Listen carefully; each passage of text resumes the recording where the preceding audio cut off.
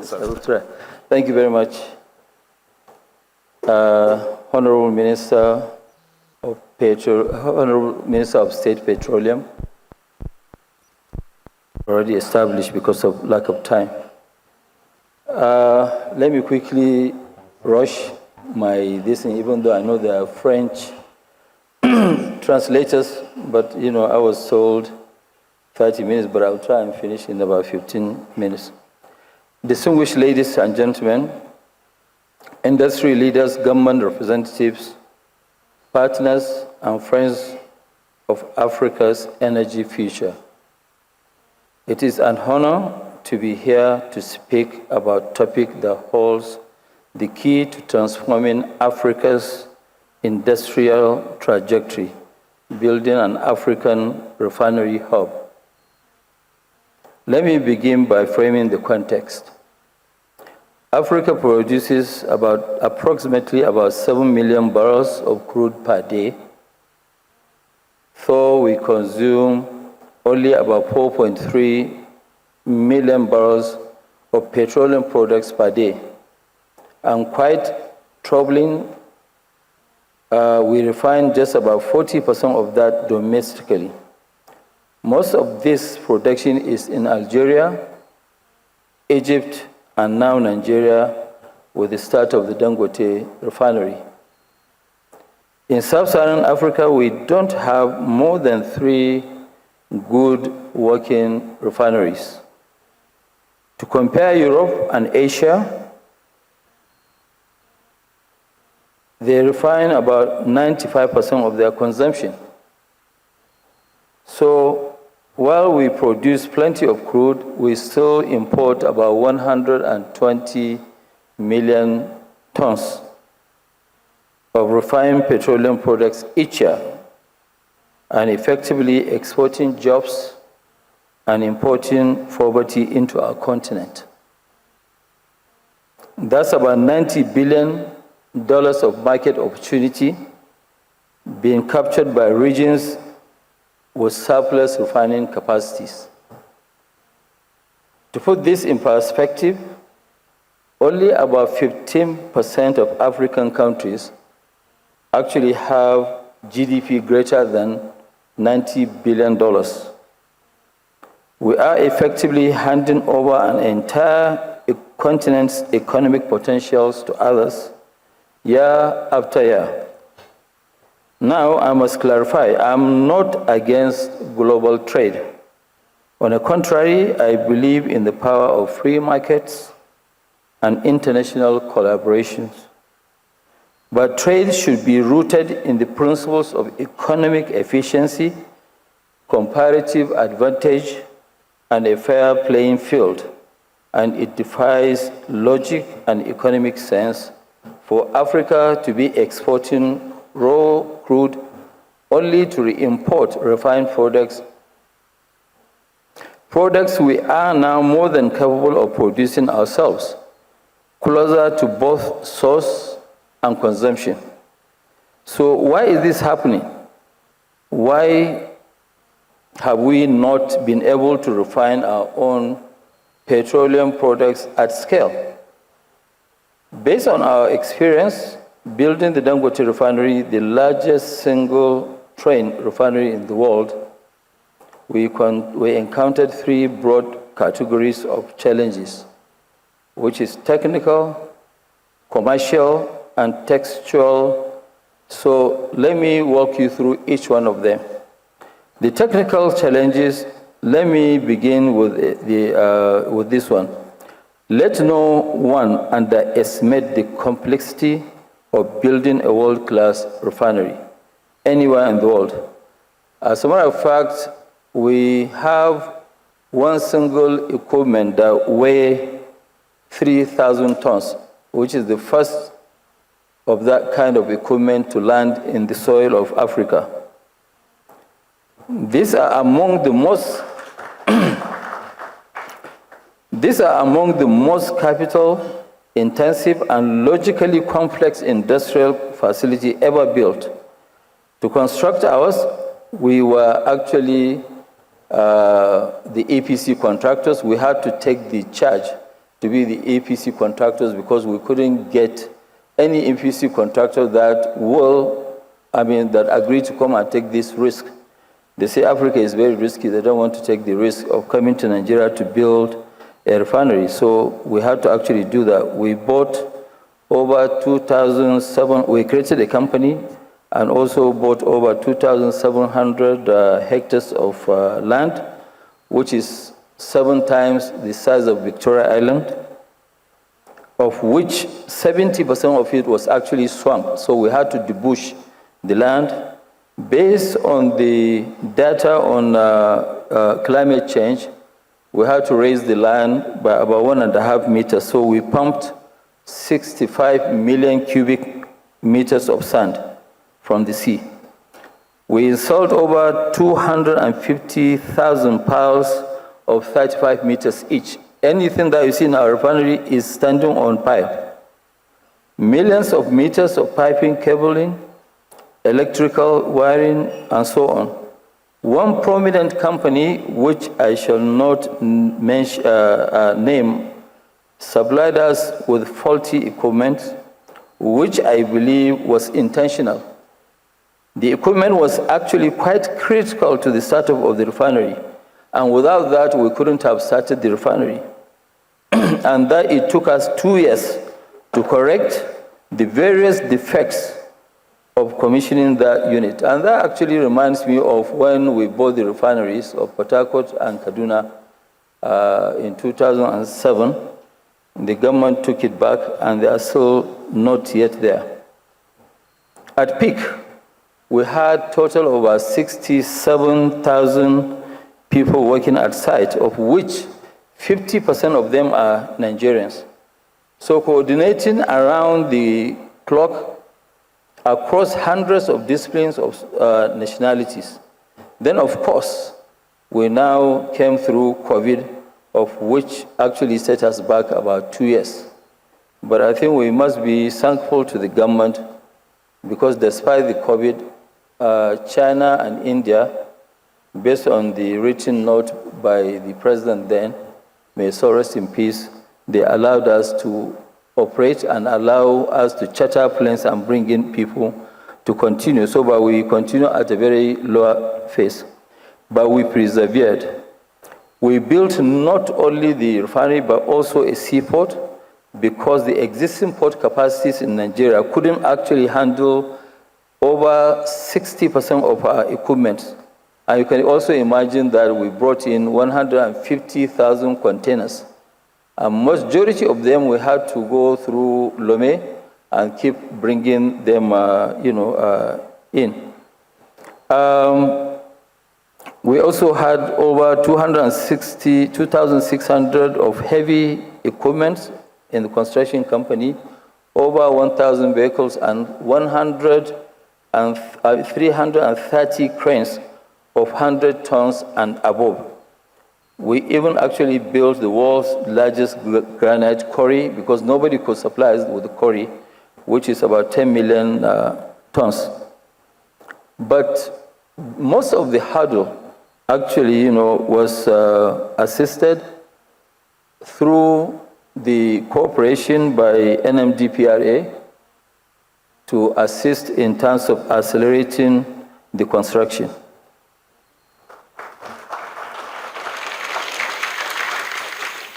After overcoming the commercial challenges, after overcoming the technical challenges, we faced the second major hurdle, which is commercial viability.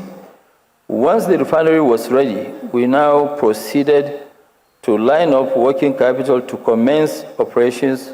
Exchange rates has gone up from $156 at inception of the project to $1,600 at completion. The interest rates were exorbitant, but we had no choice. We appreciate all the local and the international banks by standing with us. They really stood by us, and they have done very well. One of the first commercial shocks we came with was crude feedstock sourcing. At the project inception, it was reasonable to assume that in a country producing about 2 million barrels per day, securing crude will be least of our worries. But we were wrong. Rather than buying crude oil directly from the Nigerian producers at competitive terms, we found ourselves having to negotiate with international trading companies who are buying Nigerian crude and reselling it to us with hefty premiums. Of course, as we speak today, we buy about 9 to 10 million barrels of crude monthly from the United States and other countries. I must thank the NNPC for making some cargoes of Nigerian crude available to us from the start to date. They have done very well.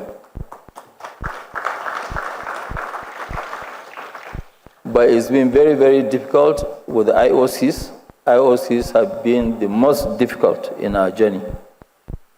Even after securing the crude, transporting it became another bottleneck. Lifting schedules were constantly shifted by upstream operators, and we were hit with excessive port and regulatory charges.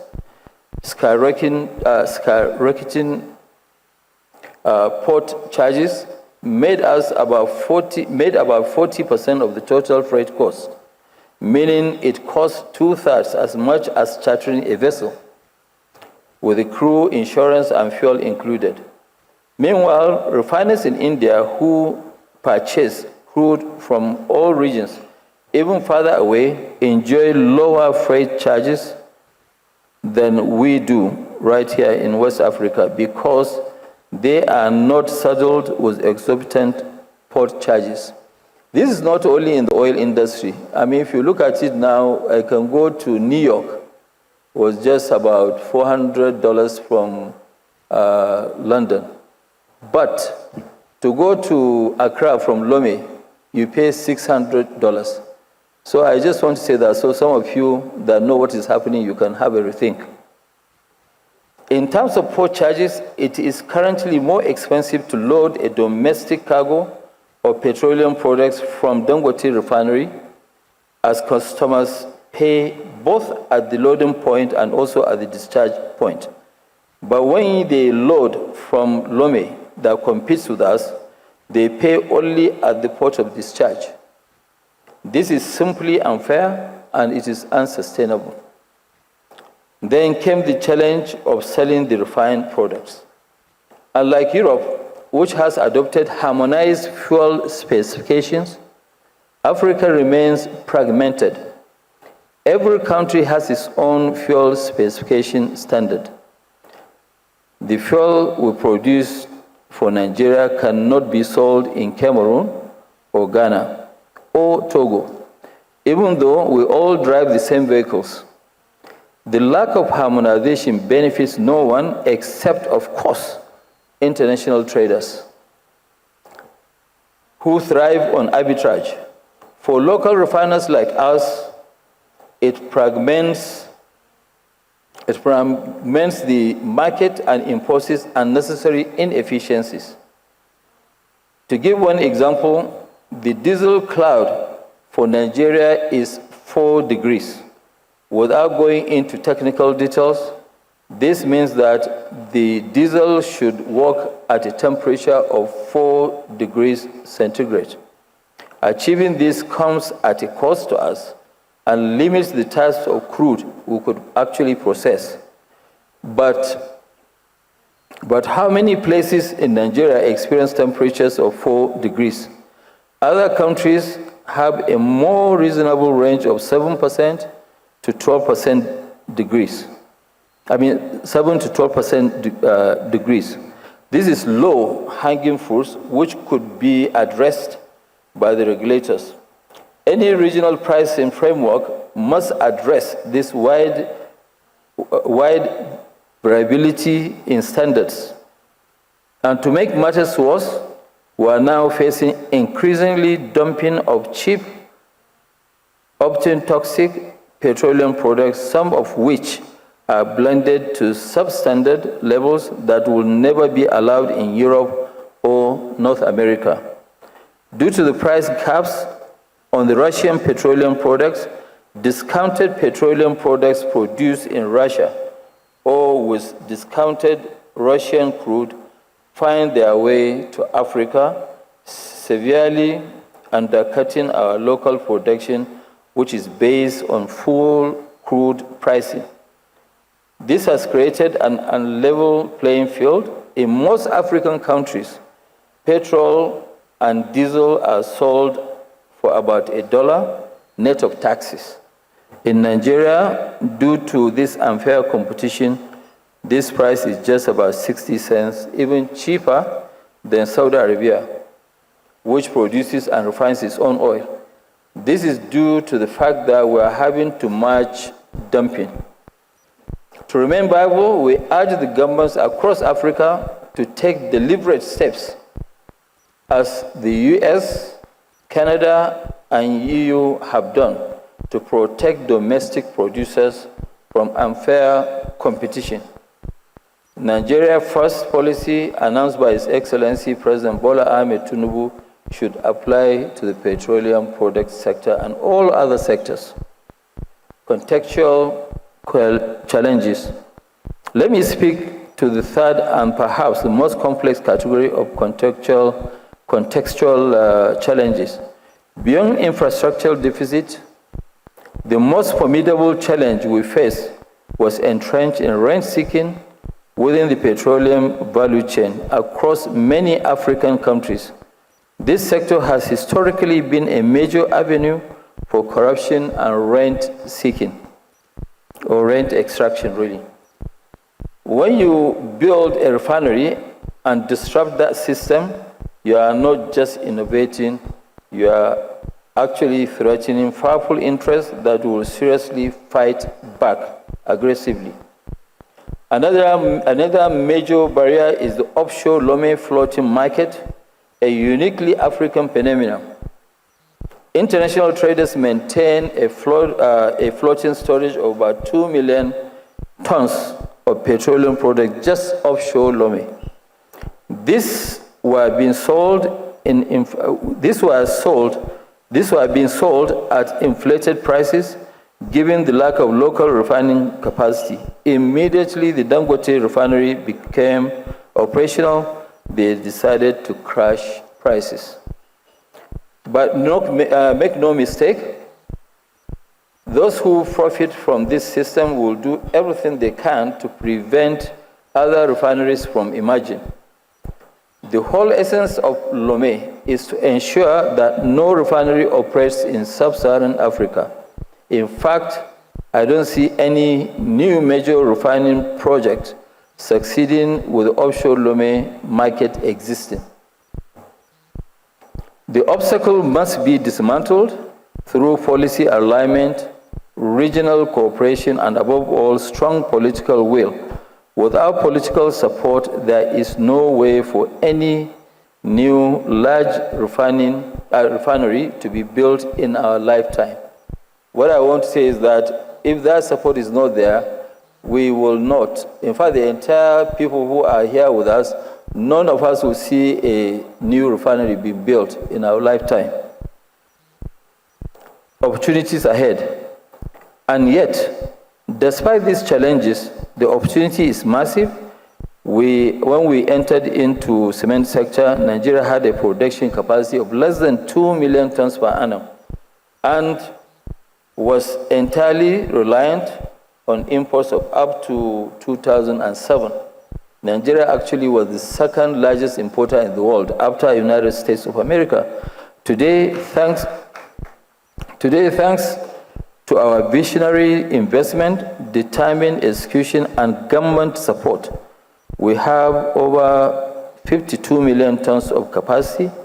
That's just Dangote alone, without Bua, without Lafarge, without Mangal, across Africa, and will be at 60 million tons capacity by mid of next year.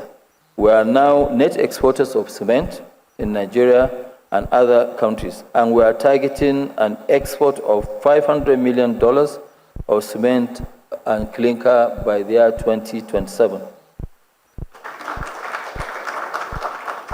This is the same happening in petroleum refining. Today, Nigeria has actually become a net exporter of refined products. Actually, before I came on the podium, I asked my people how many tons we actually exported of PMS.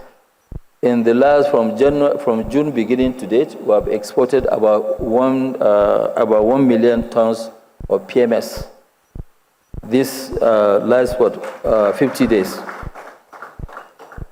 We have now polypropylene. By the time at our full production, Nigeria can only consume 30% of our own consumption. And we did the same with urea. And urea, we're actually, producing now 3 million tons. Indorama producing 3 million tons. So really, for you to know, Nigeria is actually catching up, is going to beat Egypt in the next 16 months. And will be the biggest exporter of urea in Africa. This is a historic turnaround. And with our LPG production of 2,500 tons per day, we are working to encourage more homes to increase the LPG consumption or utilization. And we are just getting started. Very soon, the refinery will be listed to give all Nigerians the opportunity to become shareholders. We are open to partnerships with African governments, private investors, and regional institutions. Our vision is simple but ambitious. Africa should refine all the petroleum products it consumes right here on the soil of Africa. Closing. Before I conclude, let me take this opportunity to address concerns around monopoly and dominance. The reality is that for too many people who have both the means and the opportunity to contribute meaningfully to our nation's growth, choose instead to criticize from the sidelines while investing their wealth abroad, adding little to Nigeria's real economy or Africa's economy. We have chosen to bet on Nigeria, and we will continue to do so.